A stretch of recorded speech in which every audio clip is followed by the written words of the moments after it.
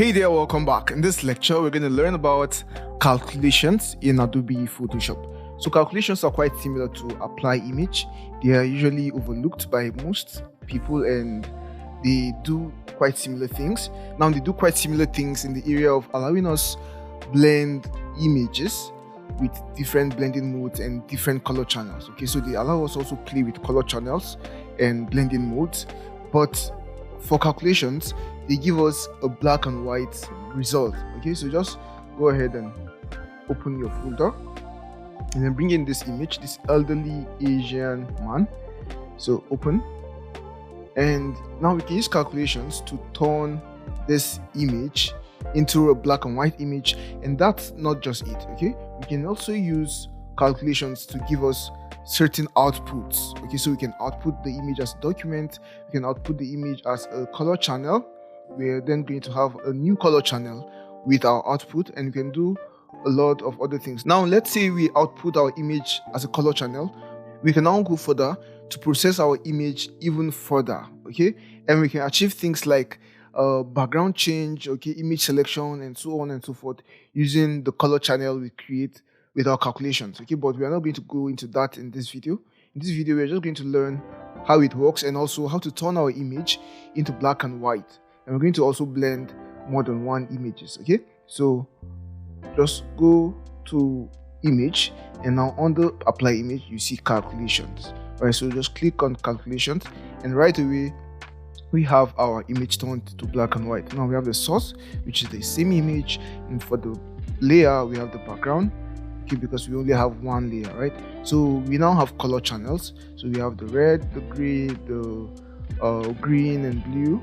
Okay, so we can see the effect we get as we go through all of the color channels, right? So we have the blue here, and we have the second source, and in this case it's still the same image because it's the same guy and we don't have any other image opened, right? We now have the layers also, which is the background layer because it's the only color layer, or rather the only layer. Then we have the channels, and we have all these other channels also, and we can also invert our selection, or rather our image, and also invert our image here. So we also have the opacity, where we can reduce how much our effect is applied, just like how we have it on the apply image. And we also have the blending. Now for the blending, we can blend with different color modes, right, or blending modes. We have the darken, you can choose the multiply, you can choose color bond, and so on and so forth, and you just get to see all the different options we get with these blending modes.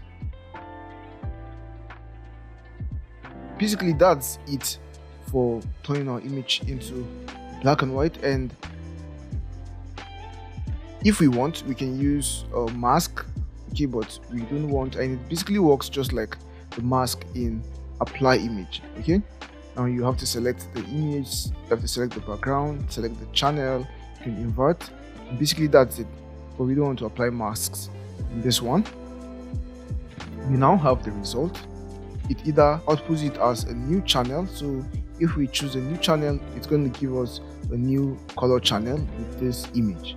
Okay, and then we can go on to further process it and do other stuff like image selection, background removal, and so on and so forth. And I think in one of the future lessons we should cover image selection and background removal using channels. Okay, so that you see how you can go from here to further processing your image and then using it to remove your background in a very perfect way.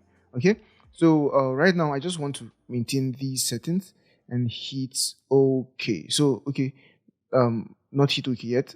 We want to choose the new document. So I want to create a new document with this. So I'm just going to hit OK, and now we have a new document. And this is a really dramatic black and white. You see that it's really contrasty. Okay, so we can furthermore edit our image even more. We could add levels, for example. Maybe add a bit of levels, okay, to make this stand out even more.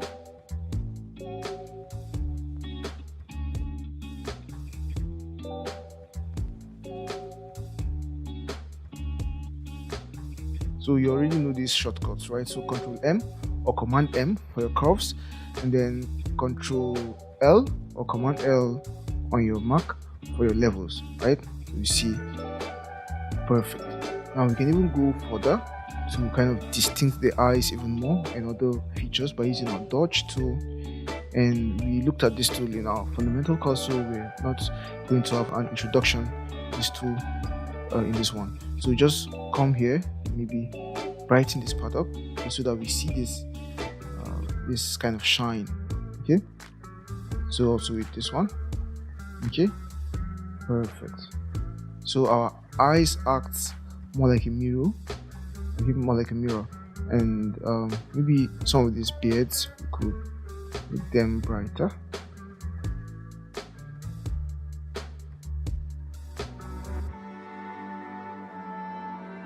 Perfect.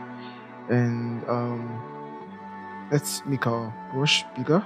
Maybe reduce the opacity 39. Just touch these areas, these really bright areas, to make them stand out even more. Perfect. Now from here on, we can just Ctrl J on our layer.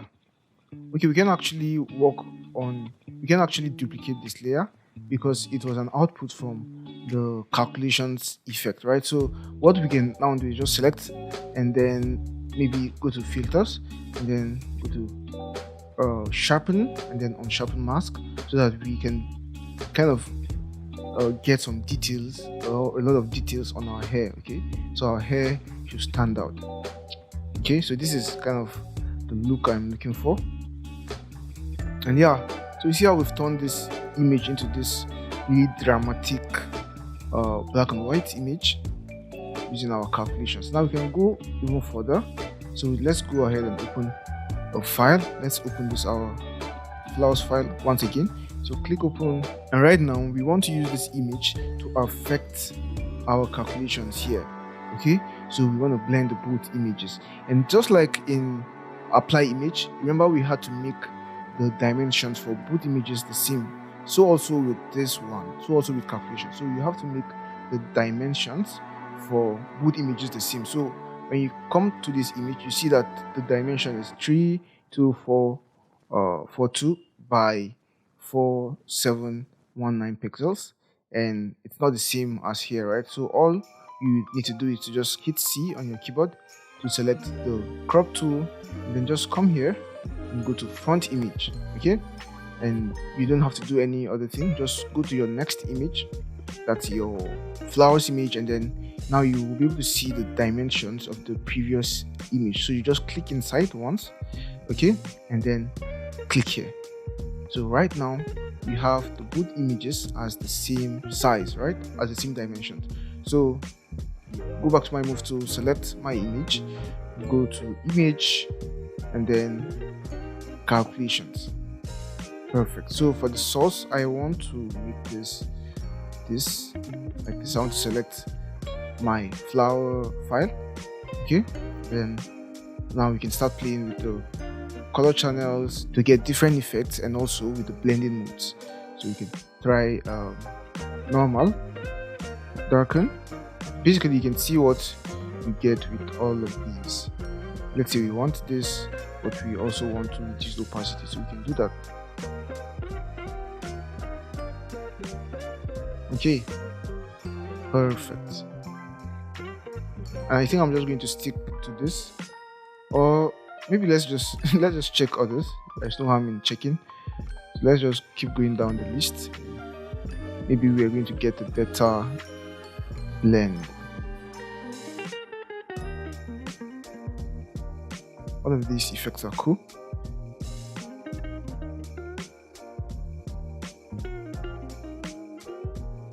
Okay, but I think I will just stick to multiply. Sorry, not multiply, darken. Go to darken and hit OK. Perfect. So now here we are with our new document, and everything looks just perfect. So that's it for this one, guys. See you in the next one. Hey, so that's it for today's video. Hope you enjoyed it and learned something new. If you did, please give this video a thumbs up and leave a comment below. If you want to see more videos like this, make sure you hit the subscribe button and the notification bell so you don't miss any future uploads. We post new videos every week covering topics in the fields of graphic design and illustration, motion graphics and video, branding, and more. If you want to support us and get access to exclusive benefits such as the project files we use in our classes, live chat with us, shoutouts, and more, consider becoming a patron on Patreon. You can join for as little as $3 a month, and the link to our Patreon page is in the description below. And if you want to take your learning to the next level, you can check out the complete course, of which this episode is a part of. And in the complete course, you get access to more than 10 hours of video lessons, project files and resources, class exercises, a Q&A section, a certificate of completion, and more. You can get the course for a special discount by using the link in the description below. Thank you so much for watching, and we'll see you in the next video. Bye for now.